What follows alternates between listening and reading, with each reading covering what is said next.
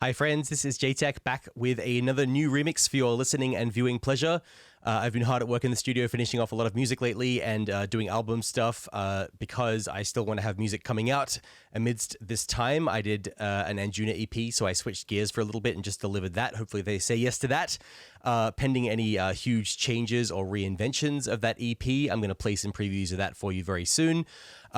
I'm also doing a new remix for Positronic, which is going to be the 50th release for our label. It's a remix of Andrew Kirtley, aka Siddhartha Says. This is a track called Tides, featuring the vocals of Luke Moore, who's done a great job and has a very interesting voice. It's a song about the, impending doom that we all feel sometimes, and the challenges that lie ahead of us, and this sort of question of, are we going to be okay? At least that's the read that I got on the original track. I heard it and I was like, I would love to do a club mix of this because I feel like that's what it needs. He gets a lot of play on like BBC Radio 6 and or BBC 6, and then all these, he's doing all these very artistic sort of creative type tracks.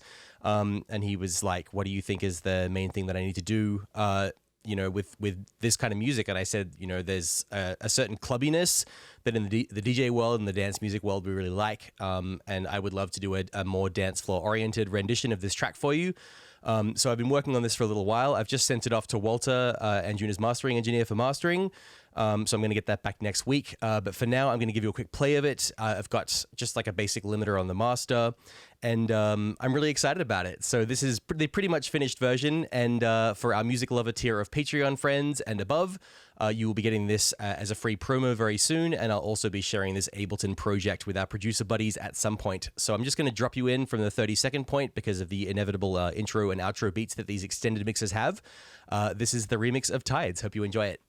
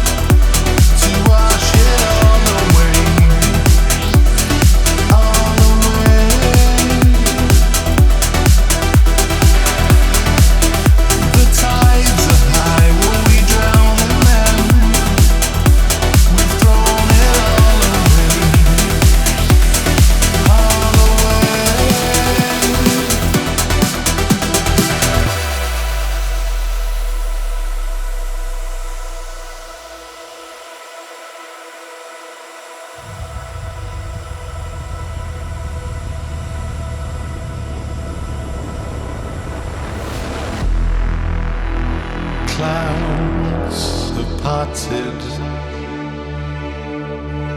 and brand new day hope springs eternal when life finds a way. But the tides, but the tides, but the tides, and the tides will rise, rise.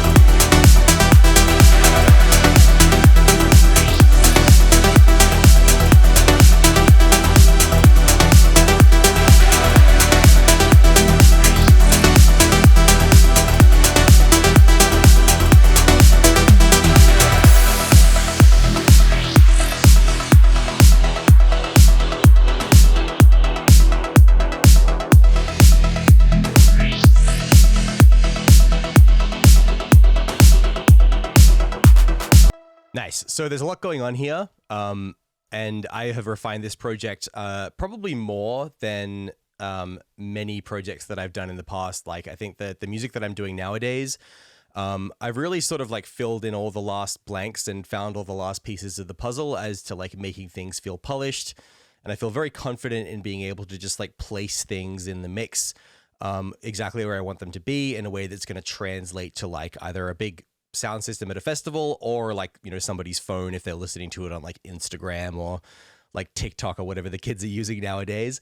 There was a lot of replacement of parts. You know, I think this is something I'm doing a lot more now is I identify like a part according to how, you know, the role that it plays in the song and then like, you know, which section it's in.